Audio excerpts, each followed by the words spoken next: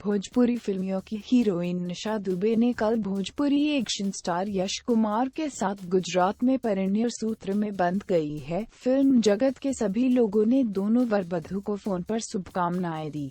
दुल्हन निशा ने बताया कि मैं यश कुमार के साथ शादी करके काफी खुश हूं। हम दोनों की शादी में ज्यादा खर्चा न हो, इसलिए हम दोनों ने एक भोजपुरी फिल्म रुद्रा के शूट के लिए बने मंडप में ही शादी के 7 फेरे ले लिए। मैं बहुत भाग्यशाली हूं कि यश कुमार जैसा पति मुझे मिला। ये मुझे काफी खुश रखते हैं हमेशा।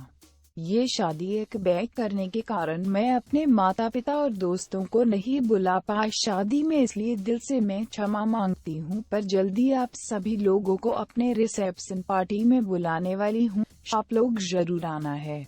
मैं फिलहाल अभी हनीमून पर जा रही हूँ बिहार में अपने फार्म हाउस में। आप लोग मुझे कुछ दिनों तक डिस्टर्ब मत करना। आपकी प्यारी निशा दुबे।